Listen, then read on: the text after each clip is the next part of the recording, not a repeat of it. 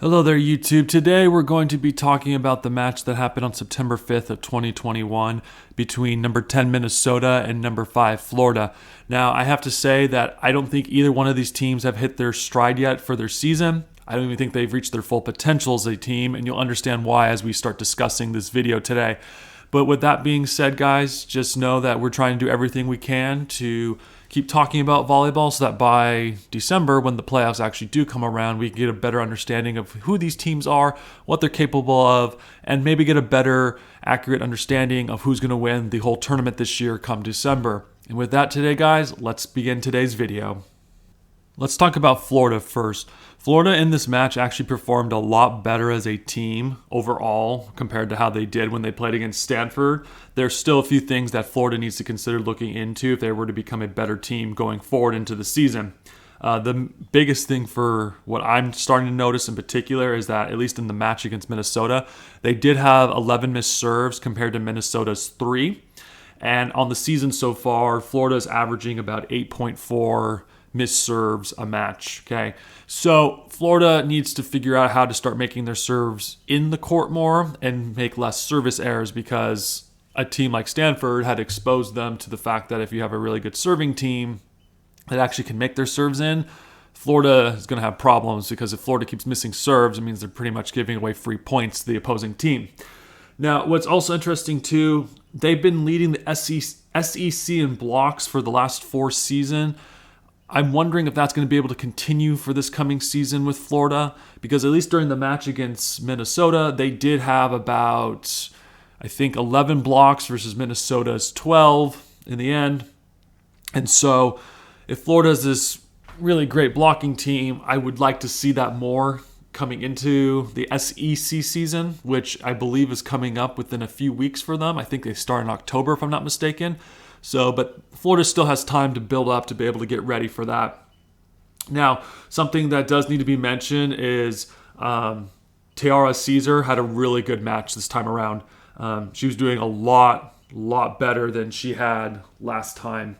In fact, if we actually look at her stats from how she played, Caesar had about 49 attempts for kills and actually had 19 kills in total with 7 errors. So hitting about 245 during that match against Minnesota. So a lot better overall. And she also had about 14 digs. She was about the 3rd leading digger during the match. And it showed a lot, because during the match against Minnesota, she was actually digging really, really well in general. And not only that, but her passing had improved a lot more from the game against Stanford. But that being said too, though, Caesar's going to need help later on in the season. Caesar, for how great of a player she is, she does get tired very, very easily. And in fact, it started to show during the match. Florida won this set in 4, and Florida won the first one 25-20, and then they won 25-19. They lost the 3rd set 25-22, and then by the 4th set they won 25-23. Now, it was in the 4th set that Caesar started to show how tired she was becoming. And we don't really have the numbers to break it down to see how she was hitting, but just watching her play, you could tell that she was getting tired. And to be honest, Caesar is going to need help at some point in this season. I think someone like Lauren Forte could easily help her, which Lauren Forte did help a lot in this match. We'll talk about her in a minute. But also Tayara Hill needs to be able to start putting the ball away a little bit more. Tayara Hill, she's going to have to be a main contributor on the Florida team if they're going to have any success, because like I had mentioned against Stanford, Caesar's really good at being able to put the ball away when you need someone to put a ball away. But Hill's going to need to start stepping up as well and actually have to start putting the ball away as well and get her kill numbers up if Florida has any chance of doing well. Now, going back to Lauren Forte had a excellent match. I had mentioned against Stanford that they should have set her more, and boy, did they set her more in this match. In fact, she had about 24 attempts for kills during this match, and she actually got 16 kills in total, which means she was hitting at 6.67. Pretty good number for hitting. So Lauren Forte needs to be consistently more involved in the offense. It helps a lot with Florida being able to have a hitter who's hitting that well. So, good job, Florida. Keep setting Lauren Forte. It's going to help you guys in the long run. Now, one of the main issues that Florida is still having that needs to be talked about is communication is still a problem for this Florida team. There were times where the ball was coming over on the serve where Florida just didn't look like they were able to communicate well with each other on serve receive. Granted, they were siding out at a 75% rate during the match, but it's just those small moments that caused me to be worried about their communication skill on serve receive, because for how well they were siding out at a 75% rate, there's just times where the ball's dropping in between players or they're miscommunicating and someone's not moving their feet in time to get behind the ball to pass. And so communication is still going to be a huge issue for this team, not only on the serve receive part, but in the out of system as well. There were times during the match where they'd be in an out of system play and the ball was dropping and hitting the floor, or players were scrambling on the floor to send the second set over to a hitter because there was just miscommunication. It seems like Florida, for how good they are, it's just communication is going to be a huge issue for them going into this season. And hopefully we get to witness more of their film come this Friday and Saturday when they play against Baylor, because we can get a better understanding of who they are as a team playing against another ranked opponent. But as of right now, Florida is struggling with communication as a team. And so I believe that's something Florida should start working on a little bit more during their practices, is to be able to figure out how to communicate with each other on the court so that they can cut down that area of errors that they're having in the match. And then obviously keep working on their serves and being able to continue to hit well and be able to pass well and dig well, because if they continue digging this well, it's actually going to help them in the long run. But they got to be able to start doing these things now, because season's coming up soon. They're still in their non-conference season right now, but it's these tiny things that could help determine what happens during their season in the SEC during this time. But in general, Florida looked like a much better team in this match due to the fact that they were just passing really well, siding out about 75% of the time at one point. So Florida's doing good, at least during this match against Minnesota, and I'm excited to see how they continue doing forward. But there's just, like we've mentioned, they got to be able to start communicating more. Caesar's going to need help big time, and I think Florida can do decent going forward if they keep working on those things. Minnesota has a lot of problems going on for them this season. I don't know what it is. I don't know if it's post-tournament from a few months ago. I don't know if it's jitters from early on in the season. Maybe it was the fact that they had injuries going into this match. But Minnesota did not look like this program that we have seen for the last few years. In fact, they're supposed to have 11 players who have returned from last season. So you would think Minnesota would be up and running already. But it seems like Minnesota is having a really slow start right now. And we're going to watch some earlier film from them from August and review that stuff. I believe I have found the Baylor versus Minnesota film. And I'm going to take a look at that to see if what happened in this Florida match is also happening when they had played Baylor, because it's going to give us a better understanding who Minnesota is, because during this match, they did not look like a team that had 11 returners. They looked like a team that was pretty much rebuilding from scratch.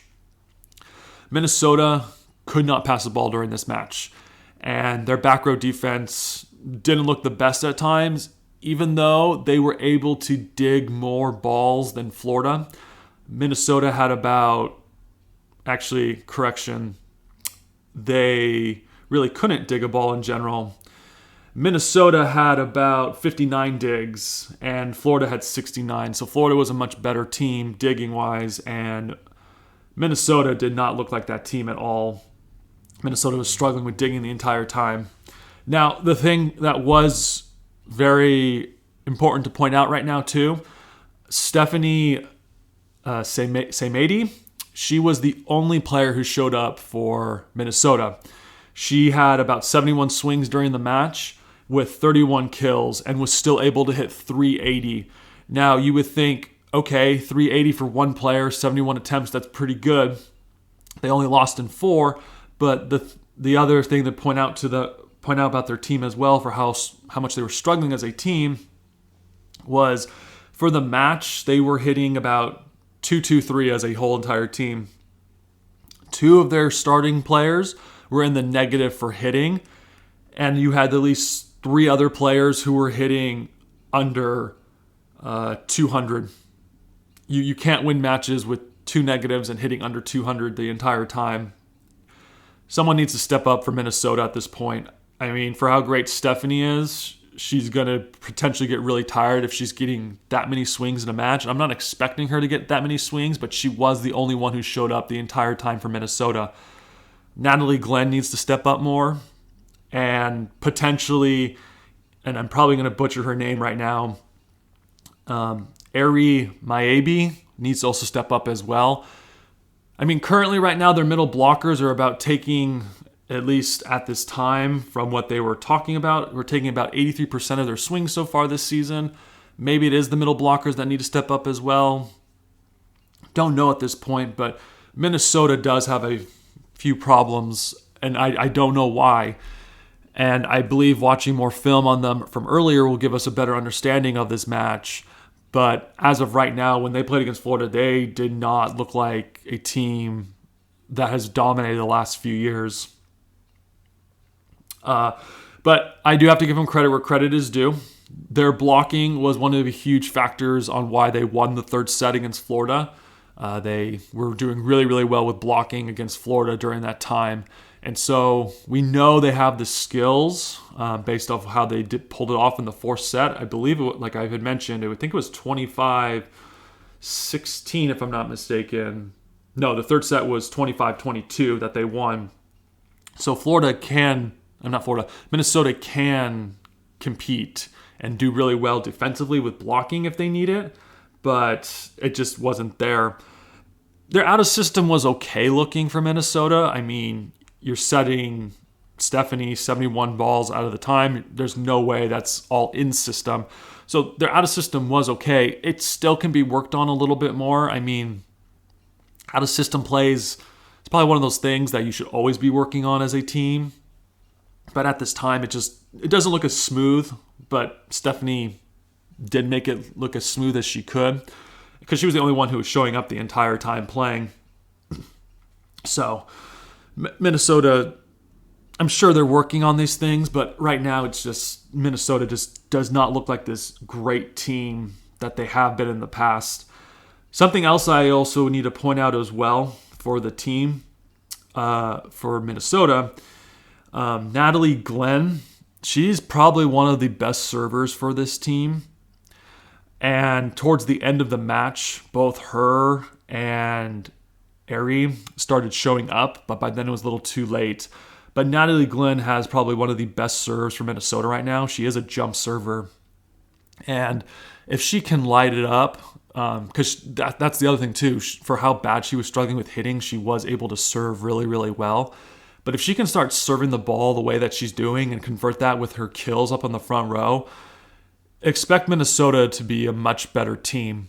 Now, we still need to look at the film against Baylor, like I've mentioned, which I believe was the first week of August when their season started. But at the time of this recording of this video, we're talking about the Florida match. So as of right now, Minnesota's got things to work on. And we still need to look at film to see if there's any reason why they're not doing as well. But for now, Minnesota just doesn't look like this dominant team as they should be. And if we look at the film and realize that maybe they shouldn't be as ranked as high, maybe we'll get a better understanding of this team. But there's a lot of things Minnesota needs to be able to start doing if they want to continue to be ranked high in the season. And we still have film to look at, like I keep saying. So we'll just leave it at that right now until we actually start looking at the film for Minnesota against Baylor earlier this year. And then we can get a true understanding of this team going forward. That's it for today's video today, guys. Gotta say, Florida is a much improved team from the last time they played against Stanford. Still need to work on those serves a little bit more. Caesar still needs some help. Minnesota, we need to watch more film to get a better understanding of who this team is, and I hope to be able to get that going soon so that I can get a clear, better understanding of who Minnesota is and be able to provide you that information as soon as I can. With that being said today, guys, if you think you'd have enjoyed this content today, I would ask that you please subscribe to this YouTube channel, as every like and subscription we get can help grow this YouTube channel so that we can keep talking about the game of volleyball and be able to provide you with content that I believe that you will enjoy the more you keep listening. And with that today, guys, thank you so much for listening today. Thank you and goodbye.